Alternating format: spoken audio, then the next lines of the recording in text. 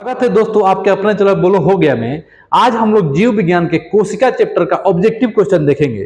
पहला क्वेश्चन क्या है, देखिए, सेल नाम किस जीव वैज्ञानिक ने सर्वप्रथम दिया था? तो आप बता देंगे रॉबर्ट हुक। रॉबर्ट हुक जो थे उन्होंने क्या दिया था? सेल नाम दिया था। क्लियर है दोस्तों।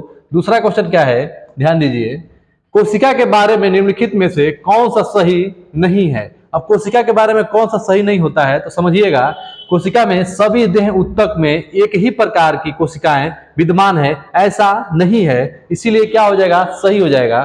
तीसरा नंबर क्वेश्चन देखिए क्या दिया हुआ है। तीसरा नंबर क्वेश्चन है, निम्नलिखित में से सबसे छोटी कोशिका कौन सी है? तो आप बता देंगे माइकोप्लाज्मा। माइकोप्लाज्मा क्या है? सबसे छोटी कोशिका है, आपको ध्यान रखना है, ठीक है। और देखिए अगला क्वेश्चन क्या है, ध्यान दीजिए, जीव द्रव्य यानी कि जो प्रोटोप्लाज्म होता है, शब्द का प्रयोग सर्वप्रथम किसने किया था? तो क्या कहेंगे? पुरकिंजे। पुरकिंजे ध्यान रखिएगा, पुरकिंजे ने क्या किया था? इस शब्द का प्रयोग किया था, ठीक है। अगला क्वेश्चन ध्यान देंगे, जीव द्रव्य जीवन का भौतिक आधार है, यह किसका कथन है? तो आप बता देंगे किसका कथन है? हैक्सले। हैक्सले का क्या है? ये कथन है, कोशिका का जीवित अंश जीव द्रव्य कहलाता है, यह किससे बना होता है? तो आप क्या बताएंगे? ये हो जाएगा ऑप्शन आपका कोशिका द्रव्य। कोशिका द्रव्य और कोशिका द्रव्य और अन्य कोशिका से मिलकर बना होता है। अगला क्वेश्चन देखिए क्या दिया हुआ है, कौन सी रचना जंतु कोशिका को वनस्पति कोशिका से विभेदित करती है? तो आप बता देंगे कौन सी कोशिका है वो? आपका कोशिका हो जाएगा सेंट्रोल, ठीक है। अगला देखिए, अगला क्वेश्चन क्या है, निम्नलिखित में से कौन सबसे बड़ा कोशिकांग है? सबसे बड़ा कोशिकांग कौन सा है? प्लास्टिड, ठीक है, आपको ध्यान रखना है, प्लास्टिड। अगला क्वेश्चन क्या है, पादप कोशिकाओं का सबसे बाहरी आवरण कहलाता है? तो आप क्या बताएंगे? कोशिका भित्ति। क्या कहलाता है? कोशिका भित्ति। कोशिका भित्ति होती है तो क्या कहेंगे? कोशिका भित्ति परागरम में होती है, ठीक है। अगला देखेंगे, निम्नलिखित पोषकों में से कौन सा एक पौधे की कोशिका भित्ति का एक संरचनात्मक घटक है? तो आप क्या बताएंगे? इसका आंसर हो जाएगा कैल्शियम। क्या हो जाएगा? कैल्शियम। अगला क्वेश्चन क्या है, कोशिका को एक निश्चित रूप प्रदान करती है, वो क्या कहते हैं? आपका हो जाएगा कोशिका भित्ति, ठीक है, कोशिका भित्ति। तीसरा नंबर सवाल, 13 नंबर सवाल क्या है, ध्यान दीजिएगा, कौन सा कोशिकांग केवल पादप कोशिका में पाया जाता है? तो आप बताएंगे कौन सा कोशिकांग है? तो कोशिकांग होता है सभी, यानी कि कोशिका भित्ति और लवक और रिक्तिकाएं सभी के सभी पाए जाते हैं पादप कोशिका में, ठीक है। 14 नंबर क्वेश्चन क्या है, माइटोकॉन्ड्रिया की खोज किसने की थी? आपको पता है माइटोकॉन्ड्रिया क्या होता है? पावर हाउस ऑफ सेल कहते हैं इसको। इसकी खोज किया है अल्टमैन ने। कौन किया था? अल्टमैन ने। कोशिका का ऊर्जा गृह किसको कहा जाता है? फिर वही आ गया, तब क्या बता देंगे? माइटोकॉन्ड्रिया क्या हो जाएगा? आपका आंसर हो जाएगा कोशिका का शक्ति गृह, पावर हाउस ऑफ सेल, ठीक है। यदि माइटोकॉन्ड्रिया काम करना बंद कर दे तो कोशिका में कौन सा कार्य नहीं होगा? तो आप बता देंगे कौन सा कार्य नहीं होगा? भोजन का ऑक्सीकरण नहीं होगा, ठीक है। 17 नंबर क्वेश्चन क्या है, माइटोकॉन्ड्रिया का भीतरी वलय कहलाता है? तो माइटोकॉन्ड्रिया का जो भीतरी वलय है वो क्या कहलाता है? क्रिस्टी। क्या कहलाता है? क्रिस्टी। ध्यान रखिएगा। माइटोकॉन्ड्रिया किसमें अनुपस्थित होता है, मतलब किसमें नहीं होता है? तो आप बता देंगे जीवाणु में क्या होता है? माइटोकॉन्ड्रिया नहीं होता है। अब आते हैं नेक्स्ट स्लाइड पे। नेक्स्ट क्वेश्चन क्या है, ध्यान दीजिए, माइटोकॉन्ड्रिया के किस भाग में एटीपी संश्लेषकारी रासायनिक विक्रियाएं होती हैं? तो एक आप क्या कहेंगे? आपका आंसर हो जाएगा आंतरिक झिल्ली। जो आंतरिक झिल्ली है इसका आंसर हो जाएगा। अगला क्वेश्चन क्या है, निम्नलिखित में से किस कोशिका अंगक में डीएनए होता है? तो क्या कहेंगे? इसका आंसर हो जाएगा माइटोकॉन्ड्रिया। कोशिका में राइबोसोम की अनुपस्थिति में कौन सा कार्य संपादित नहीं होगा? तो इसका आंसर हो जाएगा प्रोटीन संश्लेषण। क्या हो जाएगा? प्रोटीन संश्लेषण। कोशिका में प्रोटीन संश्लेषण कहां होता है? कोशिका में प्रोटीन संश्लेषण कहां होता है? तो इसका आंसर हो जाएगा राइबोसोम। कोशिका द्रव में उपस्थित महीन, सखित, झिल्लीदार और अनियमित नलिकाएं का घना जाल कहलाता है? क्या कहलाता है? अब बता देंगे अंतःस्रावी जालिका, अंतःस्रावी जालिका।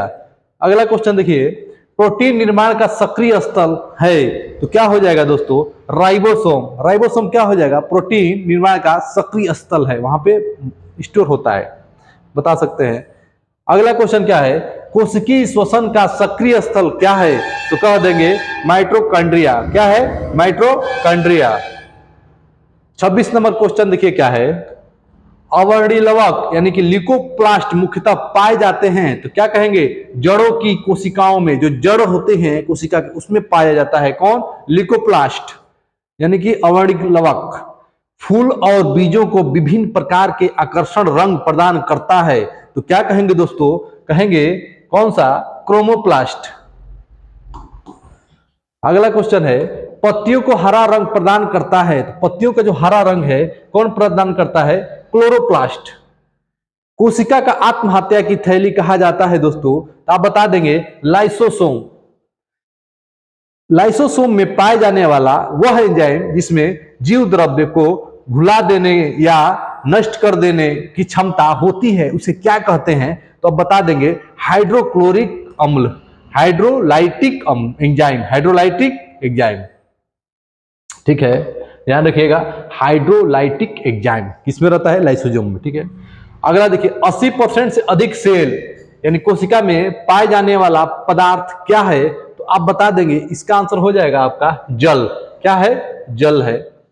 निम्नलिखित में से कौन सा कोशिका अंग मुख्य रूप से पाचक एंजाइमों के संग्रहकार की तरह कार्य करती है? तो हो जाएगा ये आपका आंसर लाइसोसोम। क्या हो जाएगा? लाइसोसोम।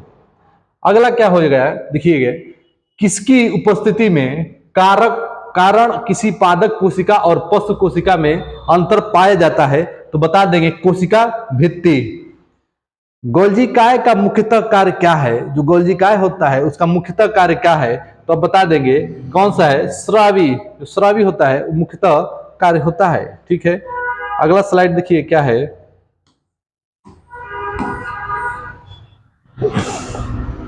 Question number 36। देखिए, निम्नलिखित में से कौन सा कार्य चिकने अंतःस्रावी जालिका द्वारा संपन्न होता है? तो उसे क्या कहेंगे दोस्तों? उसको कहेंगे प्रोटीन संश्लेषण। क्या कहेंगे? प्रोटीन संश्लेषण। कौन सा अंगक प्रायः जंतु कोशिका में उपस्थित नहीं होता है? तो अब बता देंगे कौन है? लवक। लवक हो जाएगा इसका आंसर। अगला क्वेश्चन क्या है, लाइसोसोम कार्य करते हैं, लाइसोसोम कार्य करते हैं तो बता देंगे अंतः कोशिका पाचन। अंतः कोशिका पाचन यानी देखते हैं खराब होता है तो पचा देता होगा, है कि नहीं? अगला क्वेश्चन देखेंगे, डीएनए के द्विहेलिक प्रारूप को पहली बार किसने प्रस्तावित किया था? तो क्या बता देंगे दोस्तों? वाटसन और क्रिक ने। वाटसन और क्रिक ने। अगला देखिए, न्यूक्लियस की खोज सर्वप्रथम किसने की थी? तो न्यूक्लियस की खोज सर्वप्रथम किसने किया है? ब्राउन ने। कौन किया है? ब्राउन ने। अगला क्वेश्चन क्या है, कोशिका की क्रियात्मक गतिविधियां नियंत्रित होती हैं तो क्या कह देंगे? वो होती हैं केंद्रक के द्वारा। किसके द्वारा? केंद्रक के द्वारा। गुणसूत्र यानी कि जो क्रोमोसोम शब्द है प्रदान किसने किया था? तो बता देंगे वाल्डेयर। वाल्डेयर ने।